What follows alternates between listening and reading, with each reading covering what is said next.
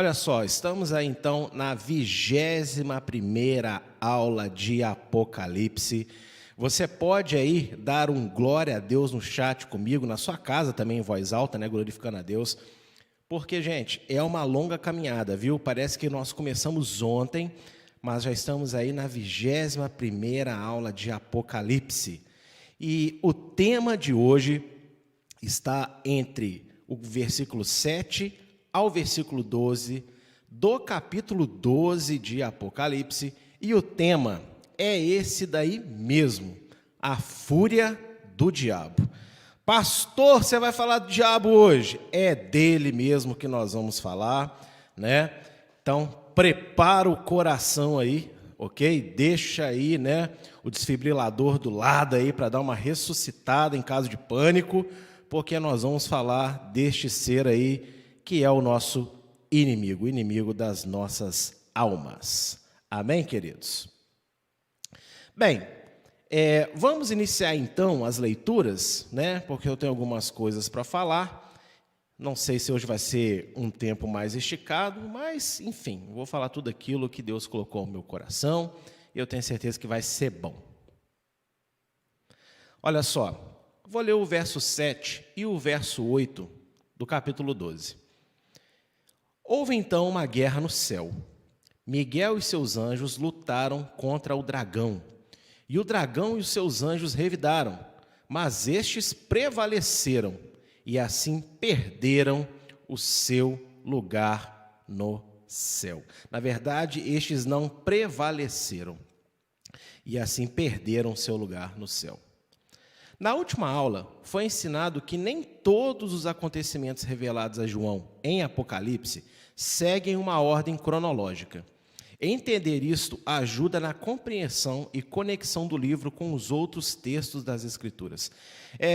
Esse fato tem sido falado muito nas últimas aulas e é importante você já ter isso fixado na sua mente. Que o relato do livro de Apocalipse, ele não segue uma ordem certinha. Tem horas que João está tendo visões do passado, tem horas que é do presente, tem horas que é do futuro, tem hora que mistura tudo, o mesmo acontecimento revela o passado, o futuro e o presente ao mesmo tempo. Isso é importante, ok? Isso é muito importante para que a gente possa desenvolver cada vez mais essas aulas e a gente possa compreender melhor, tá bom? Tudo isso. Miguel, o príncipe de Israel, e seu exército angelical guerrearam contra o dragão e seus anjos e os expulsaram das regiões celestiais. E isso significa a perda do acesso que o diabo tinha à presença de Deus para acusar Israel por seus pecados, como também o restante da humanidade. Então, olha só, muitos comentaristas de Apocalipse às vezes falam que Miguel, na verdade, é o próprio Jesus. Não. O anjo Miguel é um ser à parte do Senhor Jesus, tá? Isso tem que ficar muito claro, porque as Escrituras deixam isso muito claro nas vezes que Miguel aparece. Agora, assim como Yeshua, assim como Jesus, ele é o próprio Deus presente para nós, ou seja, onde ele está, você tem que tratá-lo como se fosse o próprio Pai ali no lugar, né? Através dele. Em se tratando de Israel, eu cheguei à conclusão que Miguel é como se fosse o anjo da presença de Jesus quando o assunto é Israel. Então, é provável que Miguel ele represente o Senhor Jesus, né, quando se trata de defender, lutar, batalhar a favor de Israel, tá bom? Então, você com um pequeno adendo para ficar bem claro que Miguel é Miguel, Jesus é Jesus. Mas Miguel, ele tem uma semelhança, os relatos a respeito dele são muito próximos às manifestações do próprio Senhor Jesus. Inclusive, a própria cabala judaica tem alguns comentários que falam que Miguel, né, ele tem essa relação muito íntima e igualitária com o Menra, né, que é o verbo, né, que é a palavra, que é o Messias, que é o Cristo, ok? Então, veja só, no capítulo 12, nós falamos na semana passada, explicamos todo ele, vai falar do nascimento e da ressurreição de Jesus, né, os acontecimentos que vão vir após isso, a perseguição ao povo de Israel, nós vimos que esses tempos e tempos de perseguição, nós associamos, né, uma revelação tremenda que Deus nos concedeu sobre o Holocausto, não é verdade? A solução final, que durou aí aproximadamente 3 anos e meio, a terra abrindo para tentar engolir os judeus, mas Deus não permitiu. Então, é nesse contexto que aparece essa guerra aí, ok? É nesse contexto. Olha só, no verso 9 de Apocalipse. E o dragão foi lançado fora. Ele é a antiga serpente chamado Diabo ou Satanás, que engana o mundo todo. Ele e seus anjos foram lançados à terra. Então eu já quis colocar o verso 9 logo de cara, para a gente já matar a identidade do dragão. Não precisa de uma revelação do alto, não precisa de nada disso. Está bem claro que o dragão é o diabo, tá bom? E o diabo, ele tem uma função que é o quê? Que é enganar o mundo todo. Ele engana o mundo todo, tá bom? E ele é a antiga serpente. Que serpente? A serpente do Éden, do capítulo 3, que ali seduz Eva e faz com que Eva coma do fruto da árvore do conhecimento do bem e do mal, né? Então essa serpente, ela que agora, ela é um dragão. E o que é um dragão, gente? O dragão é uma serpente que cresceu demais. Ela ficou tão grande que ela criou pata, ela criou asas, ela criou chifres, ela criou presas, né? Então, ela se desenvolveu e virou um dragão, ok? Existe um comentário judaico que eu acho muito interessante, né? Que vale a pena citar aqui, de que a serpente que hoje é o dragão, ela cresceu porque cada uma das suas escamas é o pecado da humanidade. Então, todo pecado que um homem comete adiciona uma escama nessa serpente. E aí você imagina, né? Aproximadamente quase de 6 a 7 mil anos de existência humana, né? Quantos pecados não foram cometidos? Então, por isso que essa serpente era uma cobrazinha, agora virou esse dragão assustador, né? Olha só, aqui em Jó, capítulo 2, verso 1, e o mesmo texto se repete no capítulo 1, verso 6, para falar para você o quê? Que o diabo, ele tinha acesso ao trono de Deus, ele tinha acesso à presença de Deus para acusar, ok? Olha só, num outro dia, quando os anjos vieram apresentar-se ao Senhor, e Satanás também veio com eles para apresentar-se. Então aqui você vai ver que ele vai se apresentar, vai falar de Jó, vai fazer insinuações, vai pedir permissão para tocar em Jó, aquela coisa toda. E aí, gente, o que acontece? Até a vinda, morte e ressurreição do Senhor Jesus, o diabo, ele podia fazer isso. Ele podia se apresentar a Deus e ali, ok, acusar Israel e também o restante da humanidade. Mas quando Jesus sobe aos céus, né, ressurreto, ele morreu e ressuscitou, quando ele sobe aos céus, o diabo, ele perde esse acesso. Por isso que há a guerra, ok? Os anjos são ordenados a expulsar Satanás, a expulsar os principados das regiões celestiais, para que eles desçam. Eles não estão mais autorizados agora a acusar ninguém, aleluia, ok? É essa guerra aí que acontece, mas nós vamos falar um pouco mais aí na próxima tela sobre isso. Vai guardando essa informação aí. Olha só do verso 10 ao verso 11. Então ouvi uma forte voz do céu que dizia: agora veio a salvação, o poder e o reino do nosso Deus, e a autoridade do seu Cristo, pois foi lançado fora o acusador dos nossos irmãos, que os acusa diante do nosso Deus, dia e noite. Eles o venceram pelo sangue do Cordeiro e pela palavra do testemunho que deram diante da morte, não amaram a própria vida. A maioria diz que esta guerra foi antes da criação relatada em Gênesis. Outros atestam que precederá a grande tribulação. Mas se for levado em conta o contexto do capítulo 12, onde o foco é o nascimento do Messias e a perseguição a Israel, a interpretação mais cabível é de que esta guerra já aconteceu quando Jesus subiu aos céus em Atos 2, verso 9. No verso 9 do capítulo 2 de Atos, Jesus ele, sobe aos céus, as nuvens o encobrem, ele vai se assentar à destra de Deus. E aí, né, nós temos falado incessantemente, desde a primeira aula, que você não pode pegar um verso isolado, desconsiderado o seu contexto. O capítulo 12 inteiro está falando do nascimento, né, e do arrebatamento de Cristo, ou seja, Jesus ele vai nascer e depois de ressuscitar, ele vai ser arrebatado aos céus. Esse é o contexto do capítulo 12. Então, esta guerra se encontra no meio desse relato, ok? Então, quando Jesus ele sobe para o lado do Pai, acabou o direito do diabo de acusar, porque Jesus é o advogado, ele subiu para advogar. Então, acabou a acusação, tá bom? Não tem mais acusação diante de Deus, né? O diabo, ele não pode mais se apresentar diante de Deus para acusar nenhum Jó da vida, nem a minha vida, nem a sua. Aleluia, ok? Hashtag acabou a acusação.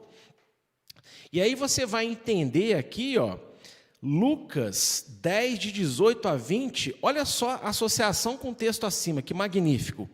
E Jesus respondeu: eu vi Satanás caindo do céu como um relâmpago, mas eu lhes dei autoridade para pisarem sobre cobras e escorpiões, e sobre todo o poder do inimigo, e nada lhes fará dano. Contudo, alegrem-se, não porque os espíritos se submetem a vocês, mas porque seus nomes estão escritos nos céus.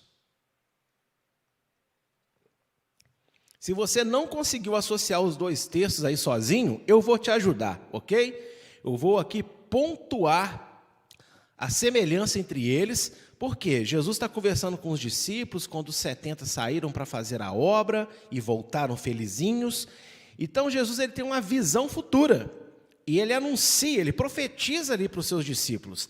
E isso se concretiza agora aqui em Apocalipse capítulo 12, tá bom? E eu vou mostrar as associações aqui para você glorificar o nome de Deus. Olha só, texto de cima e texto de baixo, ó. Pois foi lançado fora o acusador dos nossos irmãos, que os acusa diante do nosso Deus dia e noite. Olha lá no verso de Lucas. E via Satanás caindo do céu como um relâmpago. As pessoas pensam, isso aí está falando de quando ele foi expulso do céu lá atrás e tal. Não, querido. Porque mesmo ele tendo caído da glória, né, ele se tornou o acusador, deixou de ser um anjo de luz, ele ainda tinha acesso ao trono de Deus para acusar, ele podia subir lá para poder bater um papo com Deus de vez em quando de acusador, né, o papel dele. Só que quando Jesus sobe, acabou a bagunça, ok? Acabou esse caô aí do diabo, ele não pode mais acusar ninguém. E por isso que Jesus fala, eu via ele caindo do céu como um relâmpago. Por quê? Porque ele foi expulso de lá. Ok? Isso é magnífico. Segunda associação entre os textos. Agora veio a salvação, o poder e o reino do nosso Deus e a autoridade do seu Cristo. Olha no texto abaixo. Mas eu lhes dei autoridade para pisarem sobre as cobras e escorpiões, e sobre todo o poder do inimigo, e nada lhes fará dano. Está entendendo a associação desses dois textos? Que coisa magnífica. Então, agora que Jesus está ao lado do Pai, o diabo ele está aqui tentando tudo que ele pode contra nós. Mas se nós estivermos firmes na fé com Jesus, nada irá nos acontecer, ok? A não ser pela permissão de Deus, porque o diabo não tem autoridade para me tocar em nós, a não ser que Deus tenha propósito nisso. Nós pertencemos a Deus, e no nome do Senhor Jesus, nós podemos vencer as artimanhas do adversário. Glória a Deus. E a terceira associação que eu quero colocar entre os textos aí para você. Eles o venceram, quem venceram? Os anjos? Não, os servos de Deus. Eles o venceram o diabo pelo sangue do Cordeiro e pela palavra do testemunho que deram diante da morte, não amaram a própria vida. Agora olha no texto de baixo. Alegrem-se, não porque os espíritos se submetem a vocês, mas porque seus nomes estão escritos nos céus. Ou seja, o sangue de Jesus nos garante a verdadeira vitória, que é a vida eterna. Ainda que a gente morra nesta terra de alguma maneira, né? Uma facada de um diabrado, sei lá, um treco desse aí, se estivermos no Senhor, nós morremos aqui, mas iremos ressuscitar na sua volta com certeza. certeza, ok? E assim como os discípulos, eles expulsavam demônios, hoje nós também expulsamos demônios, oramos por cura, coisas magníficas acontecem, mas essa não deve ser o motivo da nossa verdadeira alegria. A nossa verdadeira alegria é que o nosso nome está escrito no livro da vida, nós somos salvos. Eu sou salvo, você é salvo, hashtag eu sou salvo, glória a Deus. Aleluia, querido. Então, olha só, este evento aqui de Apocalipse 12, esse texto aqui que nós estamos mostrando, é João tendo a visão do que aconteceu quando Jesus subiu. O diabo foi expulso da presença de Deus, ele não pode acusar mais ninguém, né? E quem está em Jesus está livre da ação de Satanás. E ainda que ele tente fazer alguma coisa, ainda que ele até faça algo com a carne, a alma está salva, o espírito está liberto. Verso 12. Pastor, já acabou. Já acabou, mas calma que eu tenho muita coisa para falar ainda. Relaxa.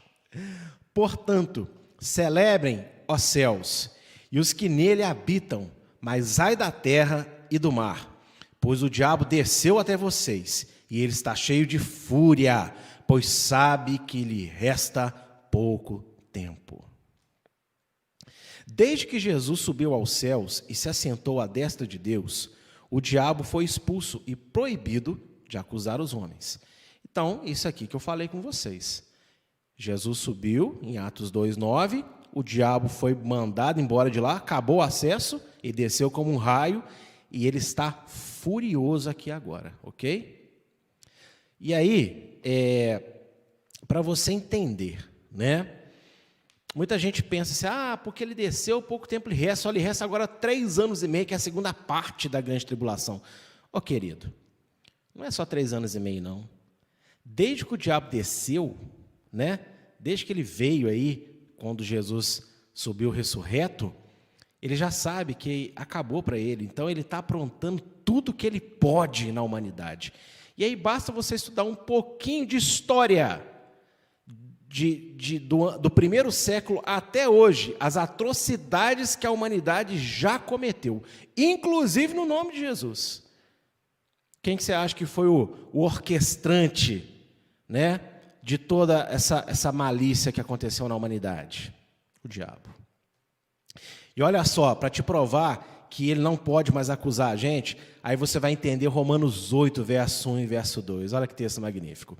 Portanto, agora já não há condenação para os que estão em Cristo Jesus, porque por meio de Cristo Jesus, a lei do Espírito de vida me libertou da lei do pecado e da morte.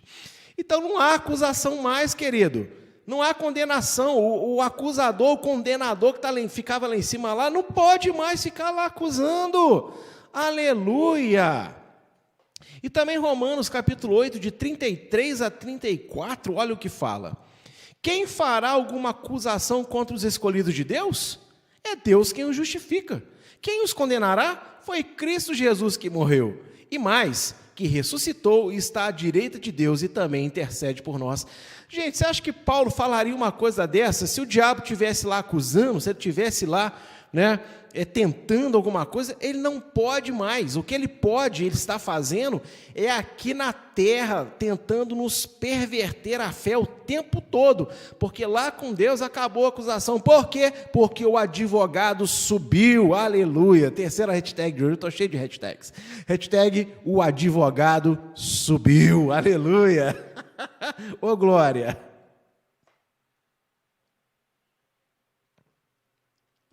Meu advogado está ao lado do Pai, ok? O seu advogado está ao lado do Pai.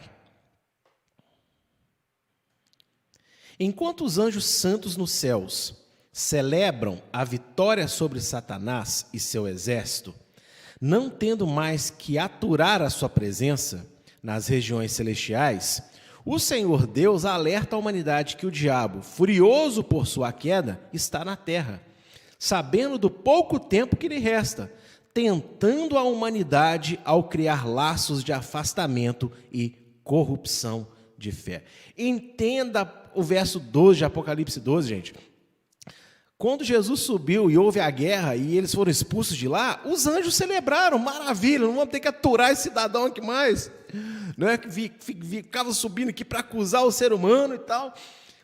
O céu celebrou essa vitória, só que aí o diabo ficou, gente, ele já é furioso com a existência do homem, ele desceu mais furioso ainda, porque ele não pode ficar lá diante de Deus acusando. Então o que ele fez? Ele desceu furioso. E o próprio Deus fala, né? Ai da terra. Por quê? Porque ele veio para perverter com todas as suas energias a fé do homem. Corromper a fé do homem. Afastar as pessoas de Deus. Então, é exatamente o que nós vimos do primeiro século para cá. A igreja do Senhor teve bons momentos, mas teve muito mais momentos ruins do que bons na sua história. A história comprova o quanto que a igreja se perdeu. E é a mensagem, inclusive, da nossa casa, a restauração das raízes bíblicas da fé.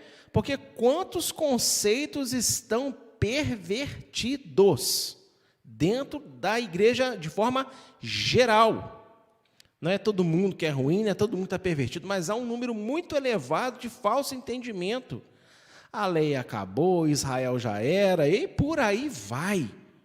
É o interesse financeiro, né, é a busca desenfreada só por prosperidade, bênção, vitória, não sei o quê. Gente, o que é isso? É a ação furiosa do diabo, ok? Mas pastor, já se passou 2000 anos, mas o diabo, ele é um ser eterno. Então, veja, ele não tem contagem de dias como nós. Então, 2000 anos para esses seres não é como 2000 anos para nós. Para ele sabe que resta pouco tempo, ele sabe que está apertando o negócio.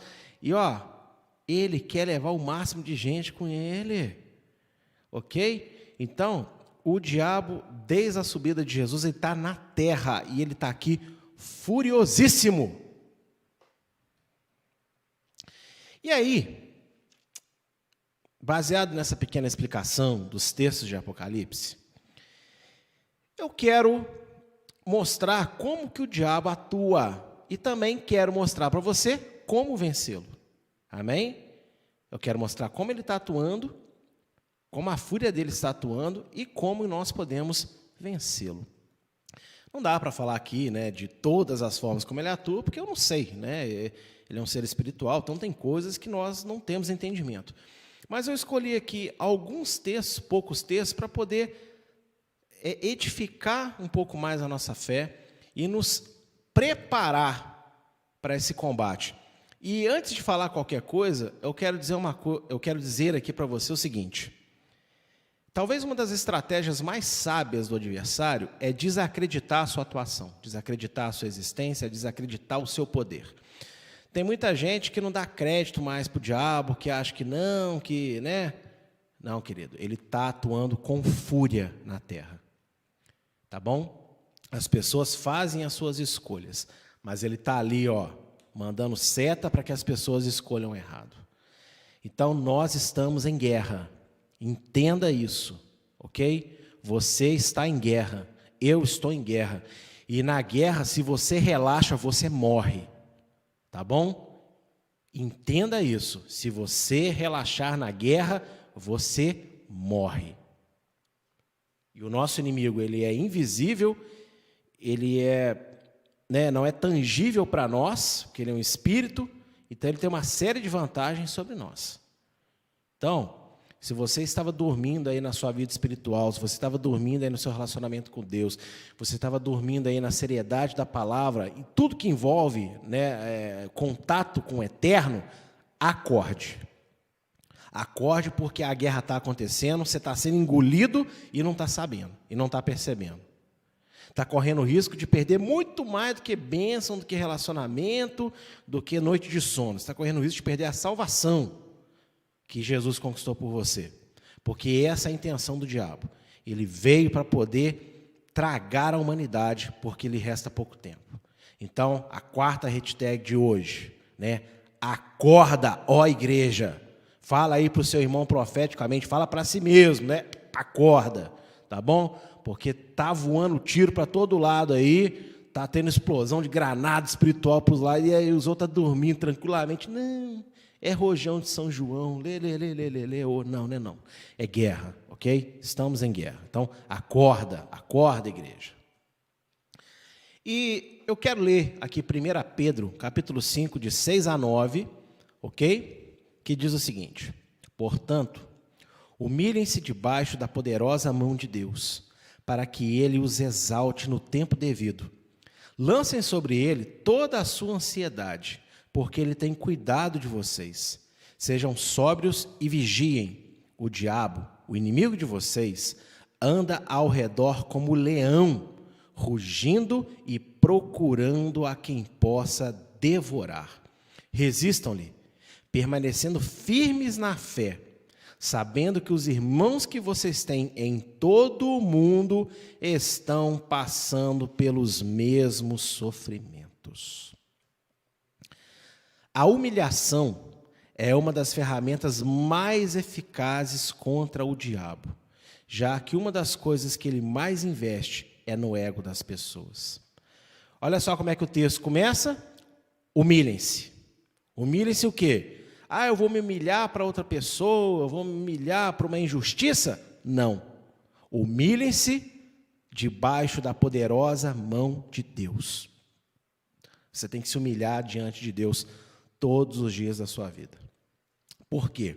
Porque o diabo ele investe pesado. Ele tem uma equipe de marketing espiritual qualificadíssima para alimentar, para crescer, para inflar o ego das pessoas. E nós estamos vivendo na geração do quê? Pastor, lá vem você falar de celular. É lógico, eu tenho, eu gosto, você também tem, você gosta, não é pecado ter celular. Agora, muitas pessoas, a vida delas é o celular.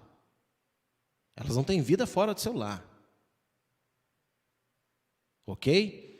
Por quê? Porque é a geração do selfie, né? Você tem que aparecer na foto.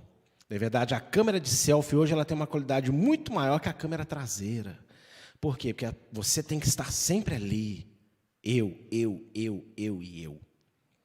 Por isso que a maioria das mensagens hoje é: você vai ganhar, você vai conquistar, Deus vai te dar, Deus vai fazer por você, o seu isso, o seu aquilo. Por quê? Porque o diabo atua. E olha, o diabo atua na música também. Esses hinos mequetrefe, desculpa que eu vou falar assim mesmo, porque é a minha opinião. Esses hinos mequetrefe aí que ficam inflando o ego das pessoas, campeão, vencedor, Deus da asa, faz seu voo. Ô meu amigo, presta atenção, toma cuidado.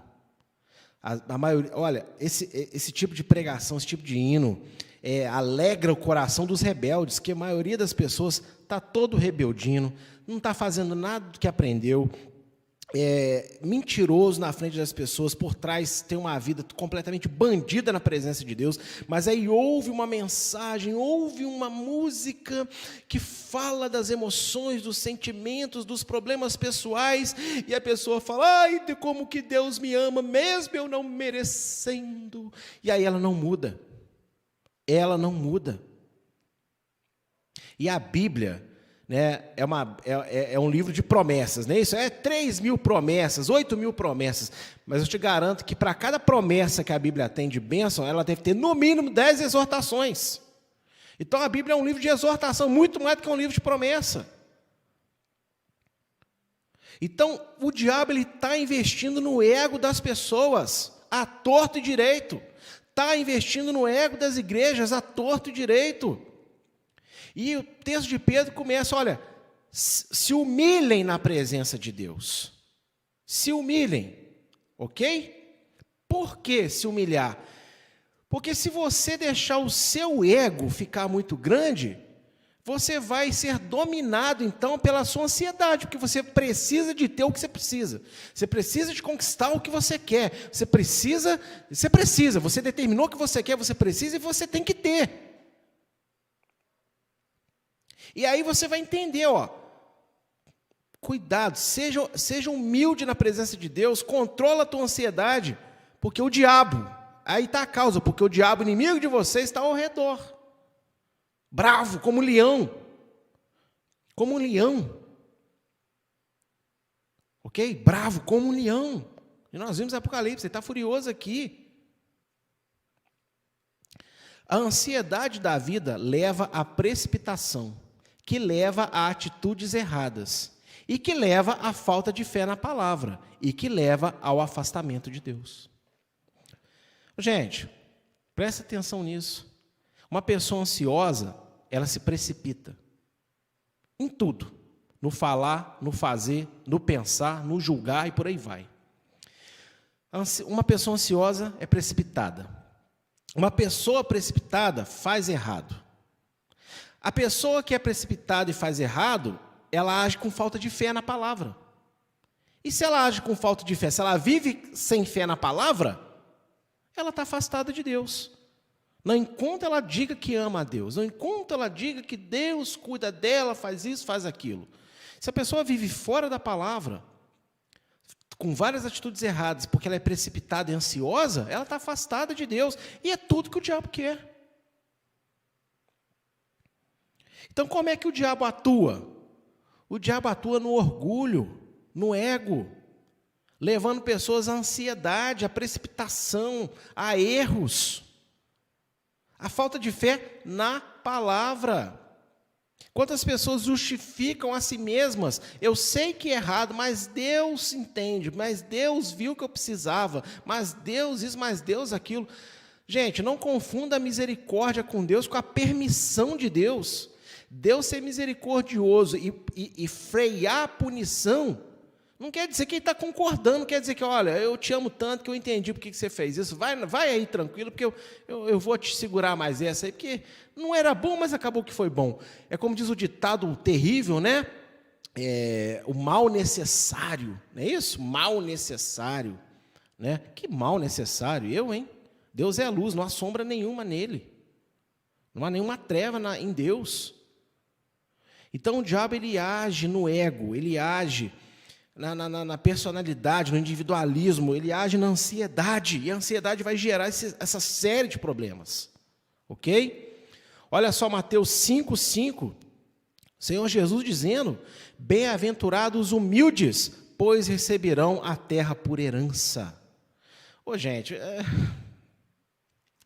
nós temos que ser humildes, e eu já ensinei muito, né, na igreja que humildade não tem nada a ver com a pessoa pobre que só come arroz e feijão, que tem calça rasgada, que tem um chinelinho de dedo, não tem sapato. Isso não é humildade. Humildade é sujeição a Deus. Ok? Por isso que o texto está dizendo, humilhem-se sobre a poderosa mão de Deus. O que é lançar ansiedade sobre Deus? Você confiar no que a palavra fala. Por isso que Jesus fala, lancem sobre mim a vossa ansiedade, o seu cansaço. Se vocês estão sobrecarregados, lancem sobre mim a sociedade, porque eu sou manso e humilde, aprendam de mim. Ou seja, nós devemos controlar o nosso ímpeto, confiando na palavra de Deus. Então, o humilde, ele é bem-aventurado. O humilde, ele vai resistir ao diabo, porque ele confia na Bíblia. Tá bom? Eu sei que as pessoas têm Bíblia, que elas confiam muito pouco na Bíblia. Ah, pastor, como é que você sabe? Porque elas leem pouco. E as que leem muito, às vezes não fazem aquilo que elas leem. Então, isso para mim é falta de confiança, simples assim. Você não lê, não confia. Se você lê e não faz, você também não confia do mesmo jeito. Então, isso é falta de confiança. Então, não é humilde. Isso é que é humildade bíblica, tá bom? Você pode ter uma pessoa muito rica que é humilde. O rei Davi era humilde. Ele pecou feio, mas quando ele foi repreendido, abaixou e Deus o poupou. Por quê? Porque ele foi humilde, se sujeitou a Deus. E o rei Davi, quando já era rei, ele era pobre. Bota riqueza nisso. Então, humildade bíblica nada tem a ver com posse financeira. Tem a ver com coração crente, disposto e entregue à palavra de Deus. Olha o que diz aqui em Mateus 6,33 também. Busquem, pois, em primeiro lugar o reino de Deus e a sua justiça, e todas essas coisas lhe serão acrescentadas. O que Jesus estava dizendo aqui? Não se preocupe com o que você vai comer, com o que você vai vestir, não se preocupe com as suas necessidades físicas, porque Deus sabe que você precisa dessas coisas. Ele ainda diz, não sejam como os gentios que ficam preocupados com isso. Ou seja, se a gente tem uma fé que fica preocupada com as coisas materiais, ao ponto disso abalar nossa confiança na palavra, Jesus fala que a gente é gentio, e no sentido o quê? Ruim da palavra, no sentido de incrédulo, não pertencente ao povo. Simples assim. Então nós temos que buscar o reino e a justiça de Deus, e a justiça de Deus é a palavra. Então vai ter situações na nossa vida que nós vamos ser confrontados entre fazer o que a gente quer, conquistar a nossa necessidade do nosso jeito ou acreditar na palavra de Deus. E a maioria das pessoas está preferindo se entregar à necessidade do que confiar na palavra. Eu não acho que muita gente está fazendo isso por maldade, mas é por falta, às vezes, de um bom ensino, é por falta de estar desperto ao que realmente é Bíblia. E o diabo, ele atua como? Ele te fala assim, está na Bíblia. Ele te fala assim, olha, é bíblico, mas, porém, entretanto, conquanto, todavia, conquanto o quê? Deus vai entender. Você é especial. Não, o seu caso é diferente. Você acha que esses pensamentos vêm de onde? Do diabo. Ok? Porque está como um leão furioso ali, esperando tragar alguém. E onde que ele está esperando tragar alguém? Olha, abre o texto aqui de Pedro. Onde que ele está esperando? Como é que ele fica ali armando a tocaia? Em cima da ansiedade. Em cima de um orgulho, de um ego. Em cima da falta de sujeição à palavra. E é muito grande o número de pessoas que estão, vou dizer, cabeludas ou carecas, de saber o que pode e o que não pode, mas elas fazem a si mesmas. É alarmante a porcentagem, é muito maior do que você pode imaginar. Ninguém vai chegar e admitir, né, infelizmente, mas essa é a verdade. E Deus sabe a verdade, porque senão não estaria escrito na palavra. Então, o leão chamado Satanás, o diabo, ele traga as pessoas como? Em cima da ansiedade.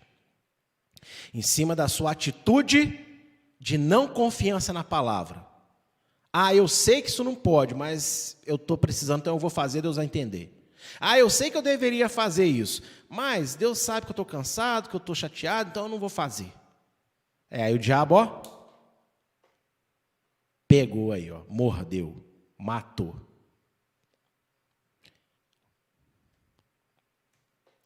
Segundo texto é que eu quero mostrar a atuação do diabo, Efésios 4, de 26 a 27. Quando vocês ficarem irados, não pequem, apaziguem a sua ira antes que o sol se ponha, e não deem lugar ao diabo. A ira é porta de entrada para influências satânicas, já que leva a mente a conversas imaginárias, projeções das próprias emoções nas falas de outras pessoas, julgamento das expressões e olhares alheios, e etc. Então vamos falar aqui, gente, a ira, ela tem que ser repreendida rapidamente, porque se ela passar de um dia para o outro, complica, o diabo já entra rasgando, tá bom? E a mente fica produzindo. E ele está ali, mandando seta ali, e está sussurrando no seu ouvido, você está achando que você está pensando sozinho. Então, o que ele faz? As pessoas terem conversas imaginárias. Mas ele me falou isso e tal, e falou assim, eu vou falar isso, ele vai me responder isso, com certeza eu vou falar assim, se ele me falar isso, eu vou dizer aquilo. E, qualquer um de nós já esteve sujeito a situações assim. Se alguém falar que eu nunca passei por isso, eu chamo você de mentiroso na sua cara. Porque todos nós somos seres humanos, já nos pegamos em conversas imaginárias. Antes de ter a conversa, a gente já está ali, projetando o que vai falar, o que não vai falar, o que vai responder e por aí vai. E isso é do diabo. Nós devemos combater essas coisas. Segundo, projeções, ou seja, você vai projetar na fala da pessoa o que você está sentindo, o que você está pensando. Então, se você ler uma mensagem de WhatsApp, você vai pegar a mensagem e vai colocar uma entonação na voz. Você não ouviu a voz da pessoa, mas, que me escreveu assim. Se você, a pessoa te fala uma coisa, você projeta na fala dela o que você pensa, o que você sente. E isso também é ação do diabo. Por quê? Porque você está irado. E terceiro, você vai julgar o olhar, a ação, um trejeito, né? Às vezes a pessoa está com coceira no olho, você fala, olha lá, torceu o olho para mim. Quer dizer, gente, isso tudo é satânico. Por quê? Por causa da ira. E é porta de entrada. E fora as outras coisas que não cabe aqui falar, porque seria muito. Mas isso aqui já está de ótimo tamanho. Então a ira, ela tem que ser controlada. Ela tem que ser combatida antes do pôr do sol. Pastor, mas e se for de noite que eu me irei? Então você não vai dormir irado. Você vai orar, você vai clamar a Deus, para que ao dormir você já tenha entregado na mão de Deus essas coisas. Olha só, no grego original, a expressão que acompanha antes que o sol se ponha, né, olha só, apaziguem a sua ira antes que o sol se ponha. Eu me dei uma curiosidade hoje de pesquisar no grego isso, olha que interessante. Qual que é a expressão ali, apazigue a sua ira no grego? Não se solte. Olha que interessante. Ou seja, um bom entendimento do texto acima. Então, essa expressão apaziguem, né, ou outras versões que falam um pouco diferente, traz aqui essa frase, não se solte. Aí eu fiz uma tradução desse texto, apenas para a gente ter um entendimento mais amplo do que Paulo está ensinando aqui em Efésios. Olha só, não soltem a sua ira. Acalmem ela antes que o sol se ponha, para que o diabo não tenha legalidade para atuar na mente de vocês e assim os façam pecar. É isso que Paulo está querendo dizer. Eu achei isso tremendo. Estou compartilhando com vocês um entendimento mais amplo desses versículos. Não soltem a sua ira. Olha só, gente. Né? Então, tem horas que é melhor a gente morrer engasgado, né, do que a gente soltar a ira, ok? Não podemos. Temos que tomar cuidado, porque se a gente solta a ira, a gente peca. E quem que fez isso? O diabo. O diabo trabalhou em cima disso. Então, não solte a sua ira, ok? Não solte a sua ira. Isso é muito sério. E também Efésios 6, verso 11, diz o seguinte: vistam toda a armadura de Deus, para poderem ficar firmes contra as astutas ciladas do diabo. O diabo é inteligentíssimo. Suas ações são minuciosamente estudadas. Ele ataca para vencer e não desiste fácil. Gente, o profeta Isaías, relatando sobre o diabo, diz que não se achou sabedoria nos céus para se comparar com a dele. E ele é muito inteligente. Ele e seu exército são muito inteligentes. Muito, mas muito. E eu fico com pena dessas pessoas que fazem libertação, que ficam entrevistando o diabo, como se o diabo ficasse lá, né? O que você fez na vida dele? Eu entrei assim. E por que você fez isso? Porque não sei o quê. Gente, para e pensa. Não, porque eu estou usando o nome de Jesus, ele é obrigado a fazer isso. Tá bom. Pessoas que entrevistam o diabo, elas estão prisioneiras da própria vaidade. O diabo está ali brincando com elas. Você quer saber o que o diabo fez, o que ele deixou de aprontar? Peça ao Espírito Santo para te revelar. Tá, ok? Peça a verdade para te dizer a verdade, ao Senhor Jesus. Porque o diabo é o pai da mentira, você vai confiar nas informações que o diabo vai te dar? Me ajuda aí. O diabo ele é inteligentíssimo, gente. Ele estuda o que vai fazer contra nós. O diabo talvez às vezes fique anos preparando um laço para fazer a gente cair. Espera o momento certo. E quando ele dá o bote, é terrível. Ok? Graças a Deus por Jesus Cristo, que nos resgata de muitos laços que mesmo quando crentes, nós acabamos caindo. E o diabo não desiste fácil não. E não desistiu de Jesus. De Jesus, você acha que ele desiste fácil da gente? Não desiste nada. E eu te garanto, quanto mais crente você ficar, mais ele vai te perseguir. Porque árvore que não dá fruto não toma pedrada. Guarda isso daí. E olha só, olha Tiago, capítulo 7, verso 4, o que diz.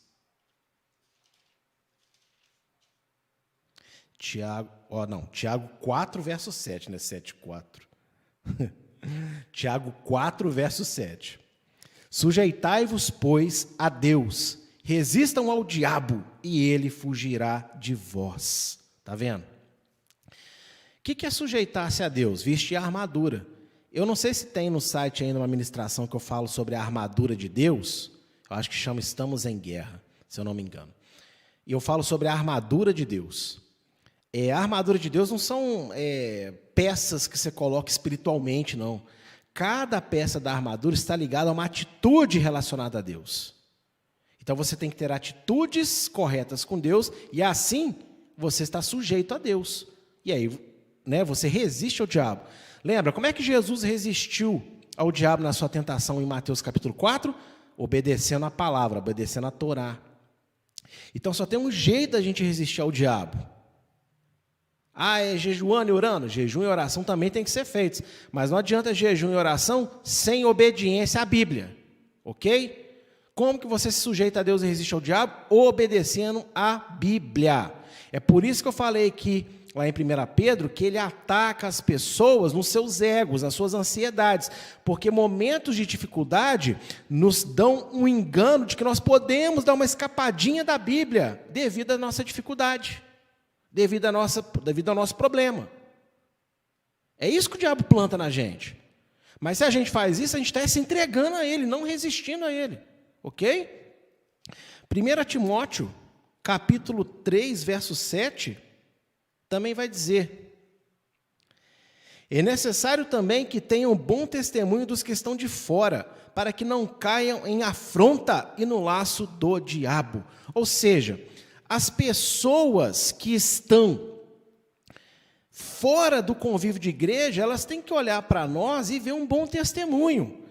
Pode aparecer falsa acusação, essas coisas sempre vão aparecer, os que querem lutar contra Deus. Mas existem aqueles que estão buscando a Deus sem saber, que estão procurando ainda hoje na igreja uma luz. E esses que ainda não estão convertidos, quando olham para a nossa vida, tem que sentir alegria com a nossa vida. E não aquela frase miserável que a gente está acostumado aí agora. Crente, isso aí quer ser crente, isso aí quer estar na igreja. Que virou comum. A igreja hoje perdeu o seu respaldo, a igreja hoje perdeu a sua índole na sociedade. É escândalo atrás de escândalo, atrás de escândalo, atrás de escândalo. Você não pega os crentes aqui, tanto faz ser líder, ser ovelha, porque está todo mundo no mesmo pacote. Você não pega as pessoas quando elas estão se corrigindo dos seus erros.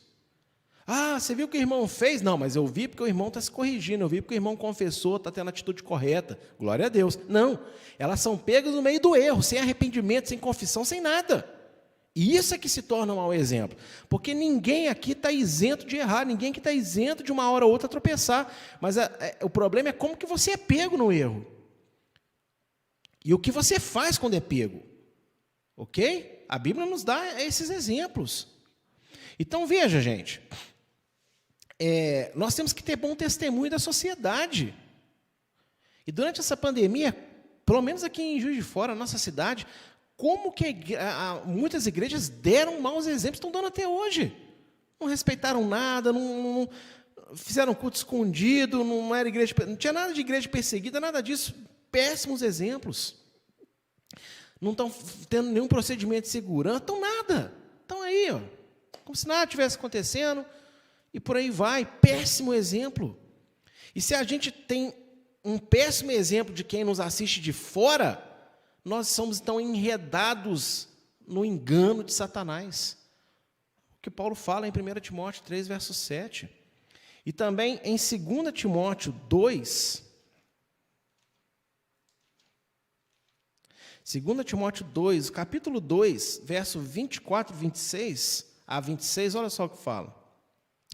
E ao servo do Senhor não convém contender, mas sim ser manso para com todos, apto para ensinar, sofredor, instruindo com mansidão os que resistem. A ver se, porventura, Deus lhe dará arrependimento para conhecerem a verdade e tornarem a despertar, desprendendo-se dos laços do diabo, em que a vontade dele estão presos. Gente, olha só, as pessoas não gostam de ser corrigidas, elas não gostam de ser repreendidas, elas não gostam de ver que estão erradas. Não gostam. É um processo complicado, mas quando você for confrontado com a verdade, seja humilde, se sujeite à correção, para que você não siga no engano do diabo. Gente, olha só, mais uma vez, reforçando o texto de 1 Pedro que eu li aqui com vocês, o diabo ele ataca o ego, ele quer encher a gente de razão, você está certo, não e tal. Lógico que tem situações que você pode estar certo, mas nem sempre nós estamos certos. E se nós somos confrontados com uma verdade, então você tem que se sujeitar àquilo ali, para que Deus possa te levar ao arrependimento e você o quê? Esteja liberto do engano do diabo. Porque o diabo ele quer dar razão para nós o tempo todo em tudo, para nos enganar. Para o quê? Para nos arrebatar com ele, gente. Então, olha só o quão sério é essa aula de hoje. Porque essa guerra ela está atuante 24 horas. Se ele ficava de dia e de noite acusando lá na presença de Deus, você acha que ele é aquele, aqui, eu vou tirar uma sonequinha ali, aí depois a gente acorda e a gente ataca de novo o Jimson. Tá bom, vai nessa. Meus amigos, eu já fui atribulado em sono, em sonho. Por quê? Porque ele não desiste, ele está ali, perturbando, e ele vai continuar, porque ele está irado, porque ele foi expulso. Ele não pode mais agir nas regiões celestiais. Acabou, meu irmão. Jesus venceu. Conclusão. O diabo não está interessado no sofrimento terreno do ser humano, mas em sua perdição eterna. Como já está condenado, deseja levar o máximo de pessoas possíveis com ele para a segunda morte. Apocalipse 20, o lago de fogo e enxofre, é a segunda morte. Gente, deixa eu ajudar vocês aqui numa coisa. Porque o diabo tem prazer em ver você chorar, porque o diabo tem prazer. Não e não. Não se iluda, o objetivo dele não é fazer você chorar e sofrer aqui. O objetivo dele é fazer você se perder. Então vai ter pessoas que, para que se percam, ele vai dar o oposto de sofrimento. Para ele tanto faz se você está feliz, se você está triste, para ele não interessa isso. O que interessa para ele é fazer você se perder. E aí ele vai usar qualquer ferramenta disponível. Tudo que ajudar as pessoas a se desviarem da fé em Deus e em seu Filho Jesus Cristo, o diabo concederá. Ou seja, aquilo que faz com que você se perca, é isso que ele quer te dar. E aí eu vou dar alguns exemplos, vou dar 6 exemplos aqui. 6 é o número do homem, então vou ficar com 6, tá bom? Ele dá dinheiro e poder aos ambiciosos. As pessoas que são ambiciosas, ele dá dinheiro e poder, porque sabe que elas vão se perder. Enche o crente de dinheiro, enche o crente de poder, e pode ser qualquer tipo de poder que você quiser aí, porque a pessoa ambiciosa, ela vai ter, ela vai inflar, pronto, ele está satisfeito.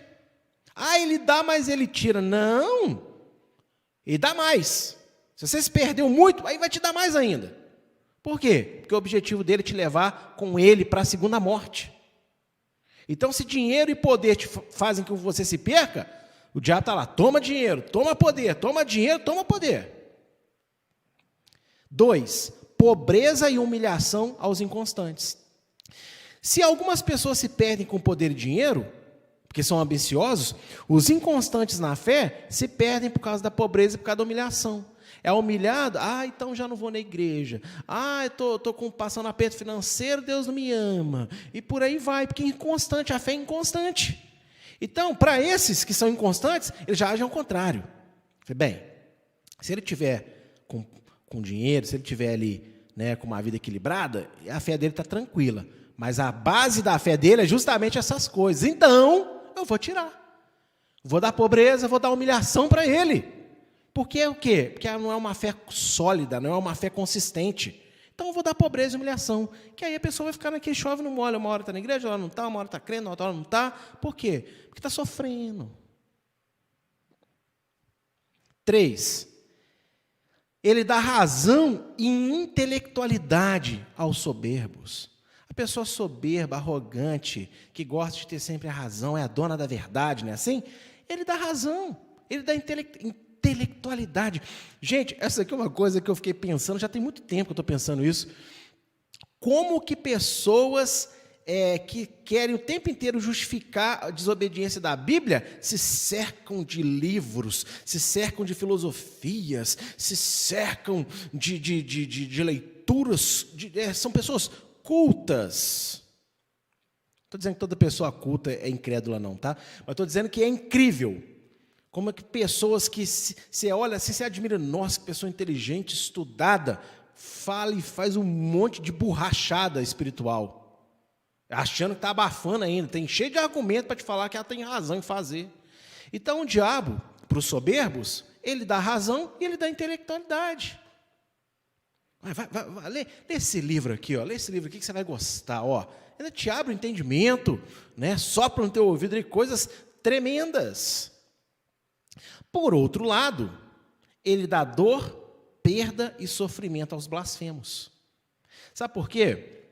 Tem gente que não vai dar razão, não vai dar intelectualidade, mas as pessoas blasfemas passou por alguma dificuldade, perdeu alguma coisa na vida, está sofrendo, começa a blasfemar contra Deus.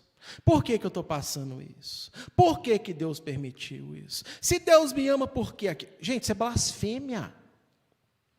Isso é blasfêmia. E liga o alerta, giroflex da fé aí, amém? Liga o giroflex da fé. Se você é uma daquelas pessoas que foi ensinada a colocar Deus contra a parede, contra a parede. Canso de falar isso, vou morrer falando isso. Por acaso a muralha da China teria metragem suficiente para comportar a largura das costas de Deus? Colocar Deus contra a parede, isso é blasfêmia. Questionar a Deus é blasfêmia. Você buscar em oração a Deus consolo, uma resposta, um direcionamento é uma coisa. Um desabafar a sua dor é uma coisa. Agora, ficar questionando a Deus, porque eu não posso fazer isso, porque eu não posso fazer aquilo. Outro dia minha esposa estava conversando comigo sobre um caso que a pessoa, tipo assim, está sofrendo uma doença, então ela está meio que falando assim, tanta gente ruim no mundo e eu que estou sofrendo isso, por que Deus está deixando isso? Então quer dizer que se outra pessoa ruim estivesse sofrendo a doença e você não, está tranquilo. Então quer dizer, eu não posso passar por isso, mas Deus manda isso aí para outra gente. Ou seja, olha como é que a pessoa é enganada pelo diabo. Em vez dela pensar, nem eu nem ninguém. Não, eu sou boa, eu não mereço. Por que um desgraçado desse do mundo aí não está sofrendo isso? Olha só que blasfêmia. Então, para quem é blasfemo, o diabo dá dor, dá perda, dá sofrimento. Não se engane, como eu disse, ele é inteligentíssimo. Ele olha para nós, as nossas reações, ele conhece quem a gente é, nos observando, passando ali, eles são os demônios, né? Quando eu falo diabo, ele não é onipresente. Então entenda que as forças satânicas operam e passam o relatório e lá eles decidem o que fazer. Os demônios, eles observam a gente minuciosamente. E eles observam o que a gente não gosta, o que a gente gosta, o que irrita, o que não irrita. Então eles sabem quem é ambicioso, sabe quem é inconstante, sabe quem é soberbo, sabe quem é blasfemo. Eles sabem. E pode ver que essas coisas encaixam perfeitamente nesses que se perdem. Porque eles investem ali. O diabo, ele dá ateísmo e ciência aos incrédulos. Ele dá. Não, Deus não existe não, morreu, acabou. Aí a pessoa vai, não, porque é o Big Bang, porque isso, porque aquilo, aquela pessoa cheia de estudo científico e tal. Para o incrédulo ele dá isso. Você é incrédulo? Então toma aí. Realmente não existe diabo, não existe Deus, não existe nada disso. Toma aí conhecimento de medicina, toma conhecimento filosófico, psicológico, toma tudo o que você quiser. É isso aí. Por outro lado, o diabo dá idolatria, dá outros deuses e falsos conceitos sobre Jesus aos interesseiros. Gente, a verdade é que o idólatra, ou aquele que adora outro Deus, né, que não necessariamente é um ídolo, mas tem Deus aí que não tem imagem. Ou quem tem falso conceito sobre, eu sou crente, mas tem aquele conceito de fé todo distorcido, sabe o que é isso? São pessoas interesseiras. Buscam a Deus conforme aquilo que elas gostam. Buscam a Deus conforme aquilo que elas querem, não por aquilo que Deus é, mas por aquilo que Deus pode oferecer para elas. Isso é uma fé interesseira.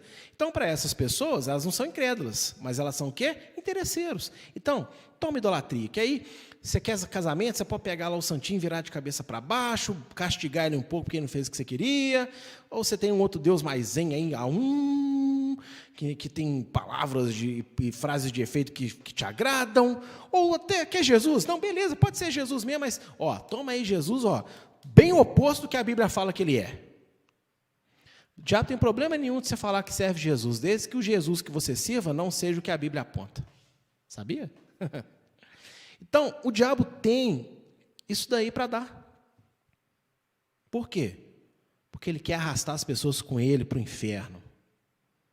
Então, se você se encaixa aí, em uma dessas coisas, ele vai investir em você pesado nisso daí. E um momento ou outro da sua vida, você pode vir aí, caindo nessas coisas. Tem mais, né? Mas, enfim, eu acho que essas 6 aqui já são suficientes para abrir o nosso entendimento, dar uma luz aqui do que a gente pode combater o adversário. E aí, 1 João 3, verso 8. Aquele que pratica o pecado é do diabo, porque o diabo vem pecando desde o princípio. Mas foi para isso que o Filho de Deus se manifestou, para destruir as obras do diabo. Ou seja, mas todo mundo peca. Se dissermos que não temos pecado, já estamos pecando. Sim. Significa que nós estamos numa luta desigual com a nossa carne, em contato com o mundo natural que rejeita a Deus o tempo todo. Então, hora ou outra, nós vamos cometer um delito. Só que ao cometer o delito, a gente vai se arrepender, vai se corrigir, vai ter esforço para não ficar caindo no mesmo erro toda hora. Outra coisa é a gente viver errando, sabendo que é errado, sem se preocupar com o erro. E muita gente já está nesse nível. Sabe que é errado, mas, deu de ombro. Isso aí é o perigo. E aí, o apóstolo fala, aquele que pratica o pecado é do diabo. Ou seja, se você comete o pecado sabendo que é pecado, você pertence ao diabo. Porque o diabo peca desde o princípio. Mas, pastor, e aí? Como que eu faço? E agora? Lembra, Apocalipse 12, que nós estudamos aqui nessa noite, de 7 a 12? Como é que os servos de Deus venceram o diabo, que desceu furioso? No sangue do Cordeiro e com testemunho, ou seja, prática da palavra. Como é que nós podemos derrotar o diabo? Através da nossa fé em Jesus Cristo e na obediência da palavra de Deus, pela fé neste Jesus.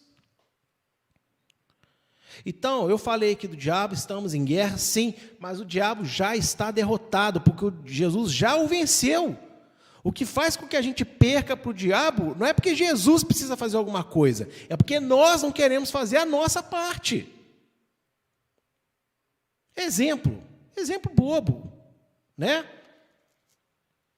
Você está ali com um bife, mas para quem gosta de carne, ou se quiser um ovo, um omelete, enfim. Você está ali com aquela comida gostosa, preparada, aquela carne, né, suculenta, grossa, aquele omelete grosso, assim, imagina, né?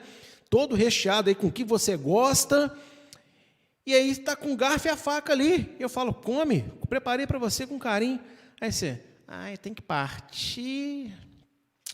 Você não pode partir para mim, não, pastor. Depois você não pode colocar na minha boca. Você não pode pegar minha boca e fazer assim, e sabe, e virar minha cabeça para trás e aí naturalmente ainda descer. Ô, gente, ser humano é passarinho para comer regurgito, não. Né? Tá achando que é o quê? Você vai lá, mastiga, transforma o negócio naquele líquido lá e depois manda na boca do filhote? Não. Existe uma parte que somos nós que temos que fazer. A parte de Jesus Cristo está pronta. A parte de Deus está pronta. Mas existem coisas na nossa vida que nós é que devemos nos comprometer e fazer. Então, Deus não vai parar de pecar por nós. Ele já nos resgatou do pecado. Ele já deu o remédio, o antídoto do pecado. Agora, tomar o antídoto é com a gente. Ok? A morte de Jesus já foi aí, Jesus já morreu, já ressuscitou. Agora, cabe a você obedecer agora a palavra por fé nele. É assim que a gente resiste o diabo, não tem outro caminho.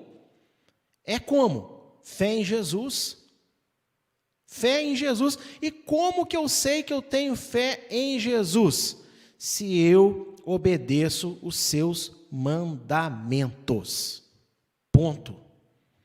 Não adianta nada eu falar que eu tenho fé em Jesus, mas eu não obedeço a Bíblia. Não é assim que funciona, gente. Eu tenho que obedecer a Bíblia pela fé. E aí eu posso resistir ao diabo, porque ele está aqui embaixo, furioso, furioso. E eu dei 6 dicasinhas aí, né, do que ele dá para as pessoas se perderem, mas existe muito mais do que isso, muito mais. Nem falei que de promiscuidade e por aí vai. É muita coisa. Então, resista ao diabo. Ele está aqui furioso, ok? Está sim. É um ser que a gente deve, lá na carta de Judas, ok? É muito claro em dizer que nós não devemos ofender os principados, porque a gente não tem força contra o diabo. O ser humano nenhum tem força. Pastor, mas o senhor é pastor, se eu tenho um som, que eu prego. Meu amigo, o que tem poder contra o diabo é o nome de Jesus. Só isso. Vai eu tentar atuar porque eu tenho unção sem usar o nome de Jesus, sem fé em Jesus, sem dependência de Jesus para ver o que acontece. Levo. Então, o diabo está aqui furioso? Tá. Está aprontando? Tá. Está todo dia traçando um plano para a gente se perder? Tá. Mas a nossa vitória está garantida em Cristo Jesus. Somos mais do que vencedores naquele que nos amou, naquele que nos chamou, que é Jesus Cristo, o Filho de Deus. Então, a última hashtag de hoje: em Jesus eu vencerei. Amém? Você crê nisso? Em Jesus você vencerá. Então, respeite a estratégia, respeite a força do seu adversário. Como que você respeita? Senhor diabo, não. Respeite ele, combatendo contra ele com as armas certas. É só você pensar aí, um time de futebol, numa luta, num esporte, qualquer esporte aí. Se o adversário for menosprezando, porque eu sou muito qualificado, o outro não é, corre o risco de perder aquela partida, aquele jogo. Porque o adversário humilde ele pode vir com uma grande surpresa, porque o outro subiu no salto alto. Né? Quantas vezes isso já não aconteceu na história do esporte? É assim também na guerra. Se você subestima o seu adversário, porque você vai perder. Mas se você respeita o seu adversário, então você vai se qualificar, vai se preparar e vai usar as ferramentas corretas. E aí você vai vencê-lo, resisti-lo. E esse é o desejo de Deus para nós, que nós venhamos a resistir. Por isso que Deus falou nessa aula de hoje, né, nos versos 12, ai da terra, porque ele desceu, ou seja, não é brincadeira o negócio não, tá? Vocês aí, meu povo, não brinca com isso não, porque o negócio é sério. Vocês não conhecem não, eu conheço. E ele desceu furioso. Mas, assim como ele desceu furioso, Jesus subiu glorioso.